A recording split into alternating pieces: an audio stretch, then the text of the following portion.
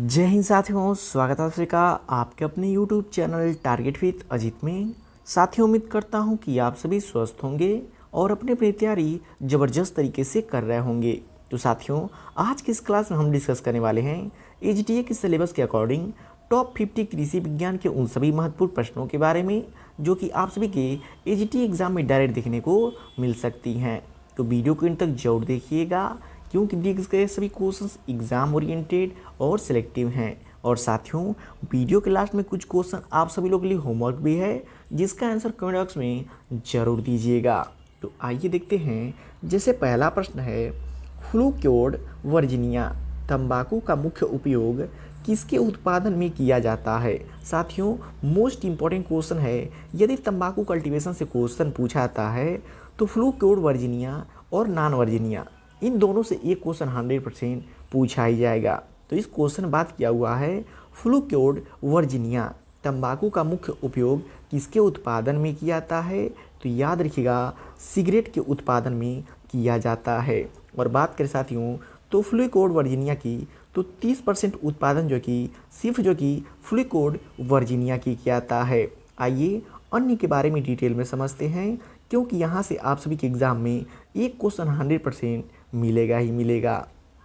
तो बात करें फ्लूक्योड वर्जीनिया की तो देखिए, निर्यात हेतु उपयुक्त होती है, वह सिगरेट बनाने में उपयुक्त होती है तथा इसका 30% क्षेत्रफल होता है। किसका? फ्लूक्योड वर्जीनिया की। अब बात करें नॉन वर्जीनिया की तो देखिए, नॉन वर्जीनिया का प्रयोग जो कि किसके लिए होता है तो याद रखिएगा, बीड़ी हुक्का व चबाने में प्रयुक्त है तथा 70% क्षेत्रफल पर इसका खेती किया जाता है। तो फ्लूक्योड वर्जीनिया 30% क्षेत्रफल पर जो कि खेती की जाती है और नॉन वर्जीनिया 70% क्षेत्रफल पर जो कि खेती की जाती है। और बात करें साथियों, पत्तियों में विशेष स्वाद किसके कारण आता है?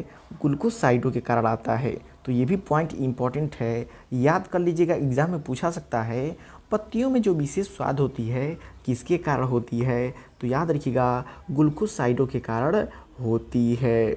नेक्स्ट क्वेश्चन है, ज्वार का ऊपरी अंतःपर्व जिस पर पुष्पक्रम आता है उसे क्या कहा जाता है। बात करें साथियों, सोरगम की ऊपरी अंतःपर्व जिस पर पुष्पक्रम आता है उसे क्या कहा जाता है। तो याद रखिएगा, पेडुसल कहा जाता है। क्या कहा जाता है? पेडुसल कहा जाता है। नेक्स्ट क्वेश्चन जो कि मोस्ट इम्पॉर्टेंट है, हरा सोना किस फसल की संकर बहु कटाई चारा किस्म है। साथियों, बात किया हुआ है हरा सोना और बोल रहा है कि किस फसल की संकर बहु कटाई चारा किस्म है। देखिए, बात करें हरा सोना की तो सबसे पहले ख्याल आ रहा था बांस का।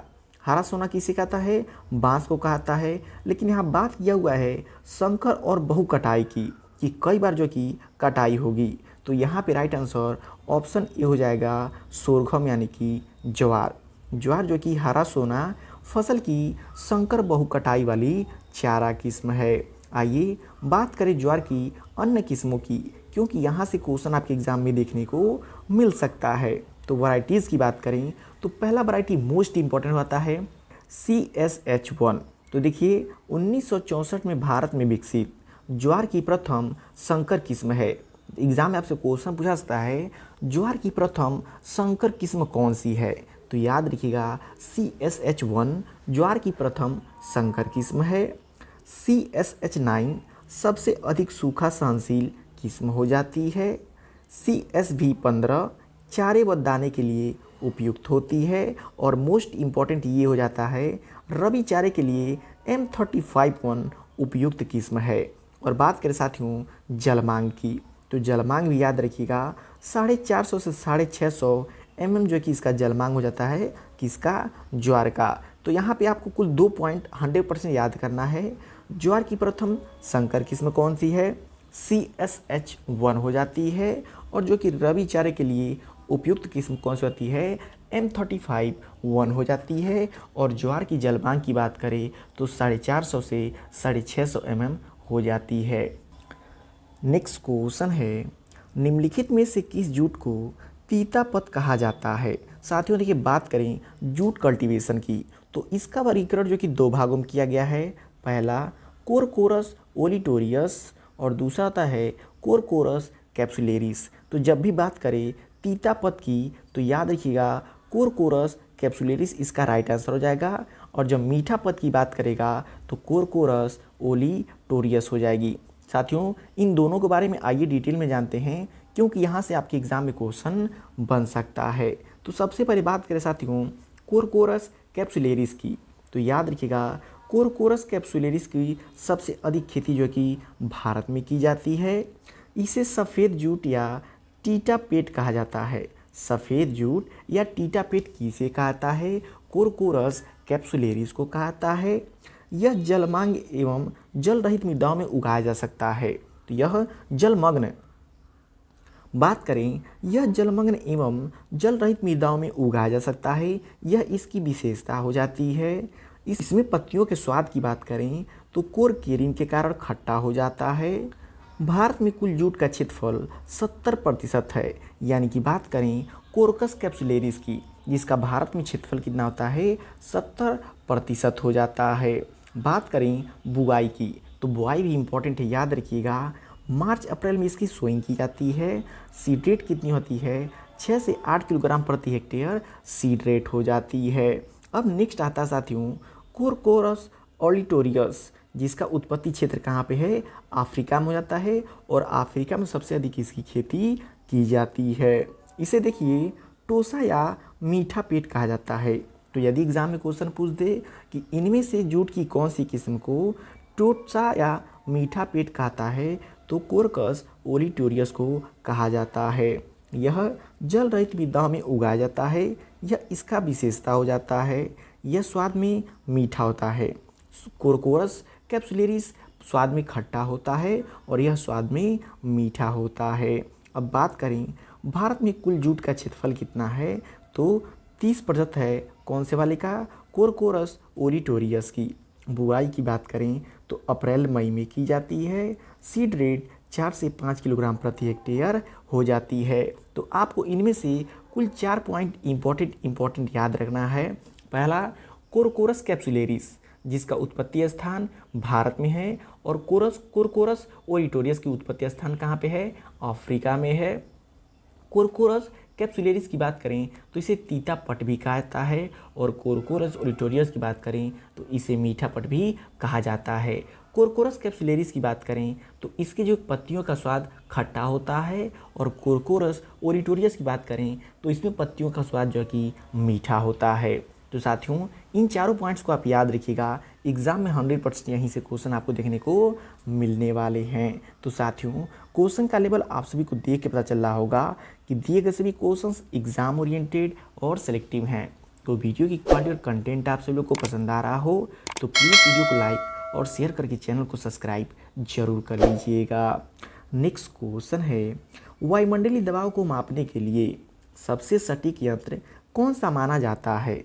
बात करें साथियों वायुमंडलीय दबाव मापने के लिए सबसे सटीक यंत्र की तो आप सभी लोग को पता होगा वायुमंडलीय दबाव मापने के लिए किसका प्रयोग करते हैं तो 14 बैरोमीटर का प्रयोग करते हैं। किसका प्रयोग करते हैं? 14 बैरोमीटर का प्रयोग करते हैं। बात करें साथियों केस्कोग्राफ की तो यह पौधों की ऊंचाई नापने के लिए काम में आती है। तो साथियों आइए इनसे संबंधित अन्य उपकरणों की बात करते हैं जो कि आपके एग्जाम में पूछी जा सकती हैं। तो देखिए यहाँ पे उपकरण और उनके प्रयोग दिए गए हैं। पहला है अल्टीमीटर। अल्टीमीटर का प्रयोग जो कि पौधे की ऊंचाई नापने के लिए प्रयोग करते हैं। इनराइट बैरोमीटर की बात करें तो वायुमंडलीय दबाव मापने के लिए प्रयोग होता है। टेंसियोमीटर मृदा नमी तनाव मापने के लिए। पायरेनोमीटर कुल वैश्विक सौर विकिरण की माप करने के लिए प्रयोग किया जाता है। किसका? पायरेनोमीटर की। हाइड्रोमीटर की बात करें तो द्रव्य के सापेक्ष घनत्व को मापता है। हाइड्रोमीटर क्या मापता है? द्रव के सापेक्ष उसके घनत्व को मापता है।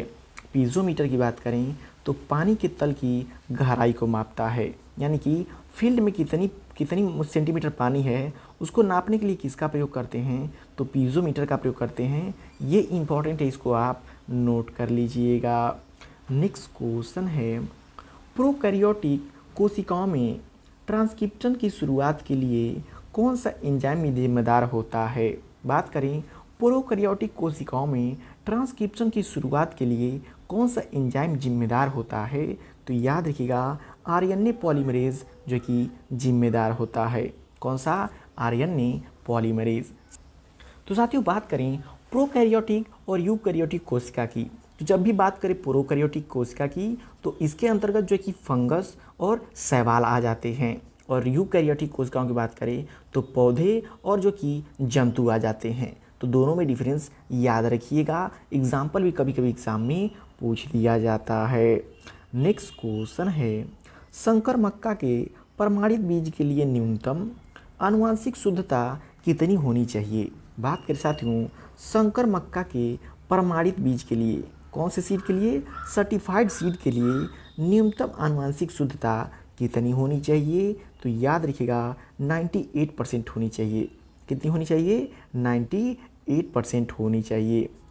साथियों बात करें बीजों में मिलावट की आनुवंशिक अशुद्धता की, तो अशुद्धता याद रखिएगा जो भी आधारी सीड होते हैं, आधारी सीड में आनुवंशिकता असिद्धता जो कि 0.1% मान्य होता है। अन्य कोई भी सीड है तो उसमें 0.5% मान्य होता है। लेकिन याद रखिएगा सर्टिफाइड यानी कि प्रमाणित जो सीड होता है उसमें आनुवंशिक अशुद्धता प्रतिशत 1% होता है। तो यहाँ भी किसका बात किया हुआ है? यहाँ भी बात किया हुआ है सर्टिफाइड सीड की। तो सर्टिफाइड सीड में कितनी न्यूनतम जो कि अशुद्धता कर सकते हैं?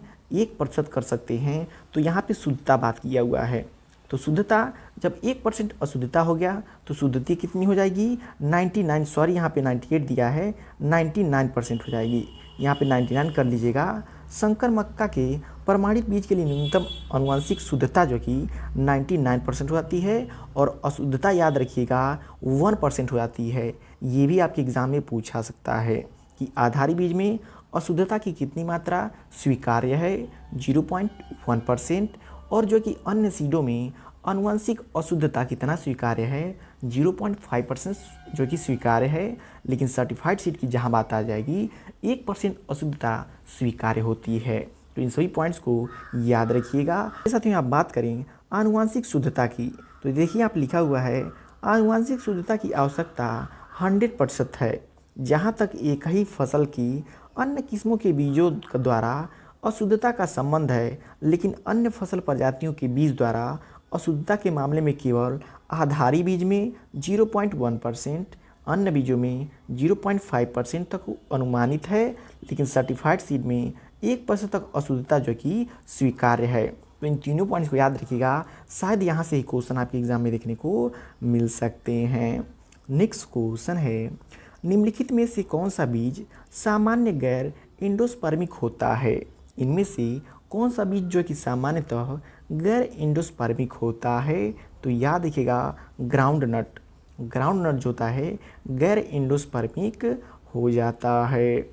नेक्स्ट क्वेश्चन है, टेस्ट क्रॉस में पुनः संयोजकों की पूर्ण अनुपस्थिति किसकी ओर संकेत करती है? साथियों क्वेश्चन आसान है लेकिन समझना थोड़ा कठिन हो गया है। बात कर रहा है टेस्ट क्रॉस में पुनः संयोजकों की पूर्ण अनुपस्थिति, यानी कि पूर्ण रूप से अनुपस्थित हैं, तो वह किसकी ओर संकेत करता है? तो देखिए जब भी टेस्ट क्रॉस में पुनः संयोजकों की पूर्ण अनुपस्थिति होती है तो वहाँ पे क्या होता है? कंप्लीट लिंकेज होता है। क्या होता है?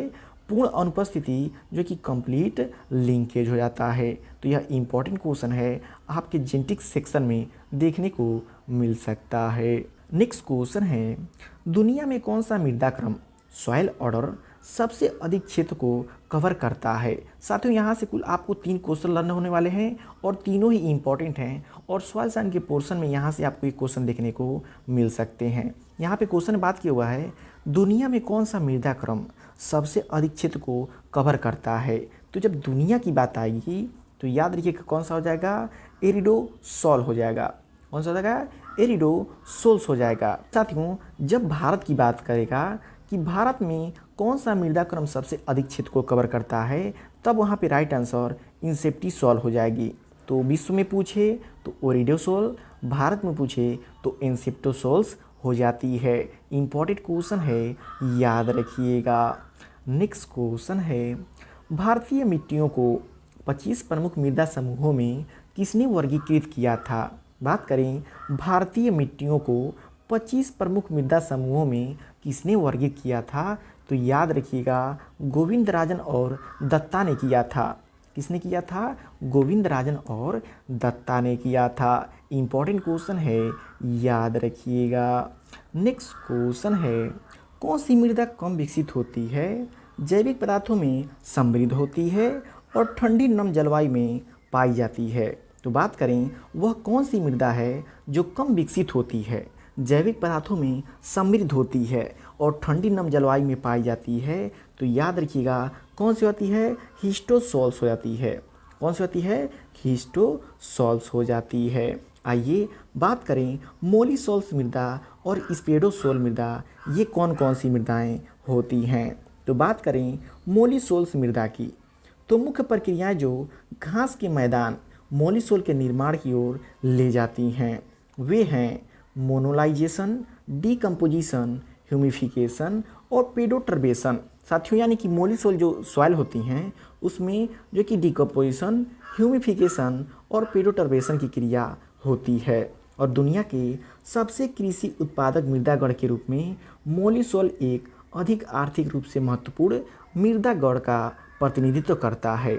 तो मोलिसोल इम्पोर्टेंट होता है क्योंकि जो कि दुनिया में सबसे कृषि उत्पादक मृदागण के रूप में किसे जाना जाता है? तो मोलिसोल को जाना जाता है। ये भी यहाँ से पॉइंट आपके एग्जाम में पूछा जा सकता है। और ये स्पीडोसोल जो कि मोस्ट इम्पॉर्टेंट है, क्यों? स्पीडोसोल को पोडजोल के रूप में भी जाना जाता है, जिसका अर्थ है ऑर्डर या एस। यह शब्द 1875 में डोकोचेव द्वारा पेश किया गया था। इसके अलावा यह ठंडे और नम क्षेत्रों में भी पाया जाता है। तो ये दोनों इम्पॉर्टेंट साथियों, आपके एग्जाम में ये क्वेश्चन देखने को मिल सकता है। नेक्स्ट क्वेश्चन है, आधुनिक मृदा वर्गीकरण प्रणाली के 7वें दृष्टिकोण में कितने मृदा वर्ग होते हैं? तो जब बात करें साथियों आधुनिक की, तो याद रखिएगा 6 सॉइल ऑर्डर हैं। कितने? 6 सॉइल ऑर्डर हो जाते हैं। नेक्स्ट क्वेश्चन है, हिस्टोसोल्स बिना कले कणों के में वर्गीकृत होने के लिए न्यूनतम जैविक पदार्थ कितना होना चाहिए? तो याद रखिएगा 20% होना चाहिए। कितना होना चाहिए? 20% होना चाहिए। कब? हिस्टोसोल्स में वर्गीकृत होने के लिए न्यूनतम जैविक पदार्थ कितना होना चाहिए? तो याद रखिएगा 20% होना चाहिए। नेक्स्ट क्वेश्चन साथियों, किसी नई पद्धति के तुलनात्मक महत्व को दर्शाने के लिए कौन सी विस्तार विधि सबसे उपयुक्त मानी जाती है? साथियों बात किया हुआ है किसी नई पद्धति के तुलनात्मक महत्व को दर्शाने के लिए कौन सी विस्तार विधि उपयुक्त मानी जाती है? तो याद रखिएगा परिणाम प्रदर्शन जो कि उपयुक्त मानी जाती है।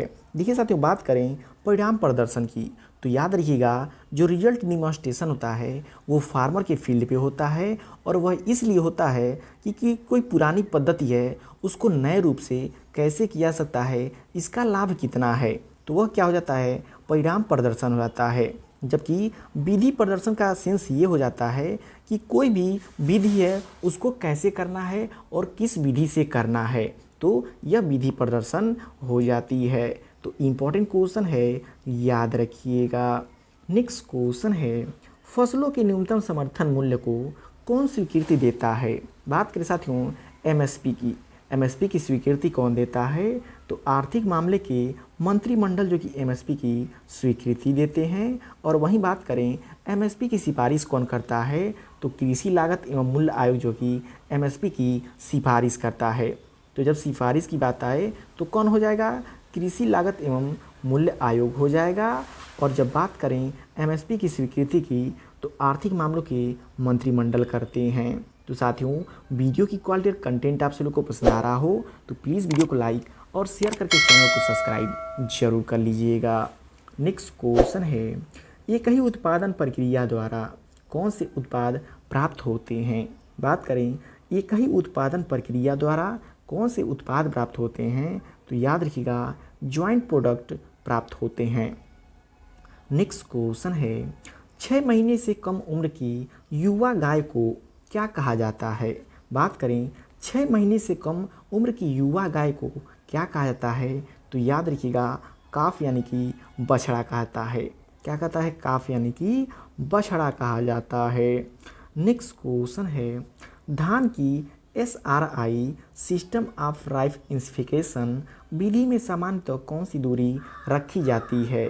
साथियों, पैडी कल्टीवेशन का मोस्ट इंपॉर्टेंट क्वेश्चन है कि धान की SRI विधि में सामान्यतः कौन सी दूरी रखते हैं। तो याद रखिएगा 25 × 25 सेंटीमीटर रखते हैं। नेक्स्ट क्वेश्चन है मियोसिस के दौरान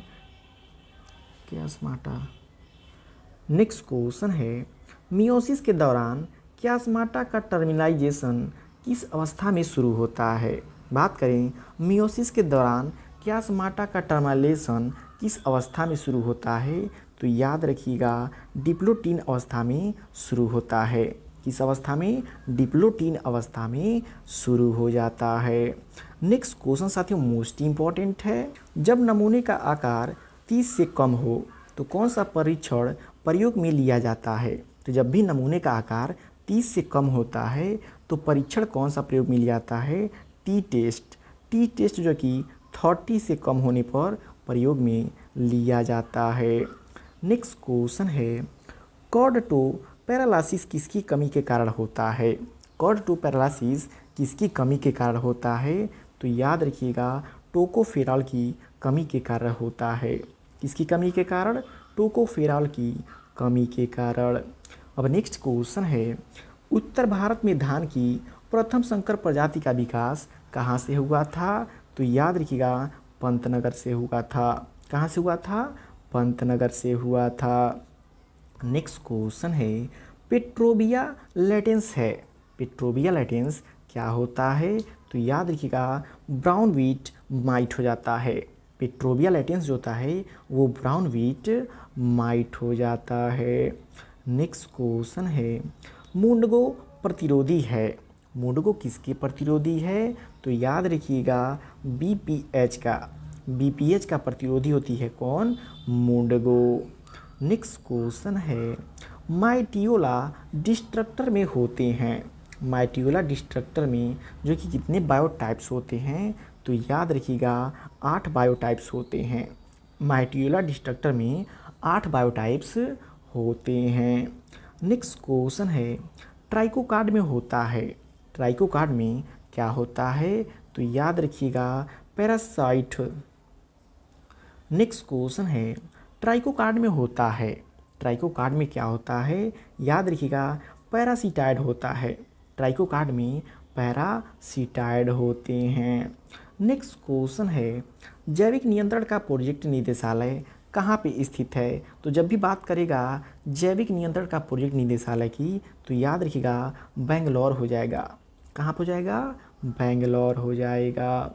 नेक्स्ट क्वेश्चन है आकस्मिक निर्देशन तकनीकी उपयोग में आती है। आकस्मिक निर्देशन तकनीकी किसके उपयोग में आती है, तो याद रखिएगा प्राथमिक डाटा एकत्र करने में। किसमें प्रयोग आती है?